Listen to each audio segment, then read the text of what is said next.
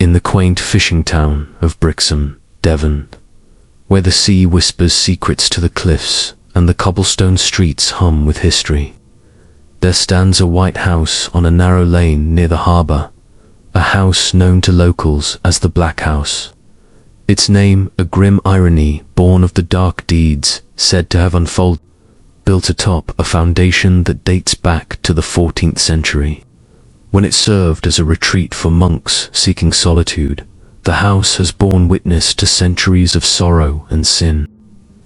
Now, it is haunted by the restless spirit of Squire Hilliard, a man whose cruelty drove his son to despair, and whose ghost seeks forgiveness in vain, locking doors in a futile attempt to reclaim what he lost.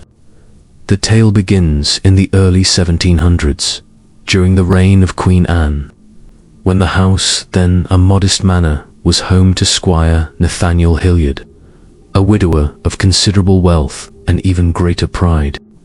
Hilliard was a man of rigid tradition, his heart as unyielding as the granite cliffs of Dartmouth, and he ruled his estate with an iron hand.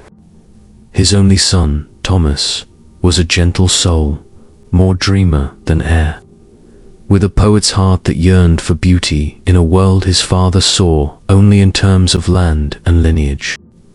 Thomas found that beauty in Elizabeth Drayton, a girl from the nearby village of Cheriston, a place Hilliard despised, its folk too poor and rough-hewn for his lofty tastes.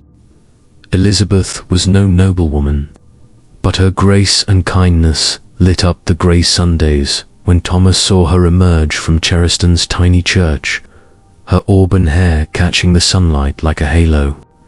The two fell in love quietly, their stolen moments in the fields beyond Brixham, a fragile rebellion against the squire's disapproval. When Thomas, emboldened by passion, confessed his desire to marry her, Hilliard's rage was a storm that shook the house. "No son of mine will wed a Cheriston wench," he bellowed, his voice echoing off the oak-panelled walls. "You'll marry where I say, or not at all."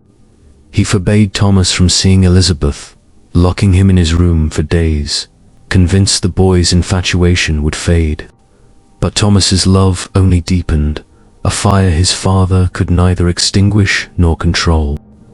The breaking point came in the spring of 1712. Thomas, forbidden to leave the estate, slipped away one Sunday to Cheriston, hoping to catch a glimpse of Elizabeth outside the church. What he saw shattered him. She emerged on the arm of a young fisherman, her face bright with the joy of her wedding day. The squire's interference had driven her to another, and Thomas, overwhelmed by despair, returned to the Black House in silence. That night, he climbed to the attic, fashioned a noose from a length of rope, and hanged himself from a rafter, his body swaying in the moonlight that spilled through a cracked window. When Squire Hilliard found him the next morning, his roar of grief shook the house to its foundations, but it was too late for remorse. Hilliard lived on for another decade, a hollow man haunted by his own cruelty, his once proud bearing eroded by guilt. When he died in 1723, struck down by a fever that some called divine retribution, the Black House passed into other hands, its dark history whispered about in Brixham's taverns. But the squire's spirit did not rest. By the late 18th century, tenants began to speak of strange occurrences, doors locking on their own, bolts untouched, as if an unseen hand sought to bar the world from its pain. The bathroom door would seal tight, trapping servants mid-task. Once, in 1799, a tenant named Margaret Jones found herself locked out of the house entirely, the front door slamming shut as she stepped into the garden, though no wind blew and the bolts remained unshot. The ghost, locals agreed, was Squire Hilliard, doomed to wander the Black House in search of his son's forgiveness, a forgiveness he would never find, for Thomas's spirit had fled to gentler realms. Hilliard's phantom was described as a tall, gaunt figure in a frock coat and tricorn hat, his face etched with anguish, seen fleetingly in the flicker of candlelight or the gloom of a stormy night.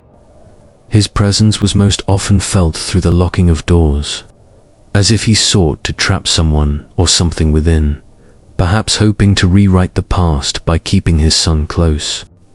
In 1856, a fisherman's widow named Agnes Teague, who'd taken the house on a cheap lease, experienced the squire's interference firsthand. One evening, as she bathed her youngest child in the tin tub, the bathroom door slammed shut and locked, the key untouched in its slot. She pounded on the wood, her cries echoing in the narrow space, until the door sprang open an hour later, as if released by an unseen hand. That night, she glimpsed Hilliard's ghost in the hallway, his eyes hollow with longing as he whispered a name, Thomas, before fading into the shadows.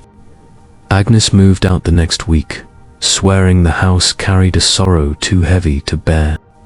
Through the 20th century, the Black House changed hands often, its reputation growing with each tale of locked doors and fleeting apparitions. In 1924, a skeptical solicitor named Edward Crane rented it, determined to disprove the rumors. He lasted 3 months before fleeing one night.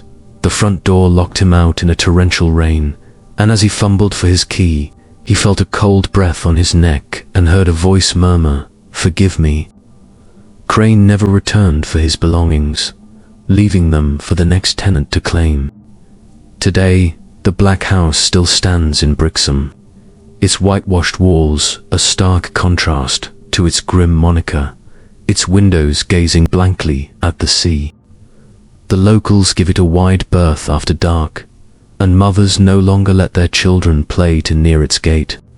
The ghost of Squire Hilliard lingers within, they say, eternally searching for his son's absolution, locking doors in a futile attempt to hold on to a past he destroyed. And in the quiet of the night, when the wind carries the scent of salt and sorrow, some swear they hear the faint creak of a door ceiling shut, and a whispered plea that echoes through the centuries, "Thomas, forgive me," unanswered in the dark heart of the Black House. Many thanks for treading this tale's dark path. If its chill gripped you, follow, subscribe, and comment below.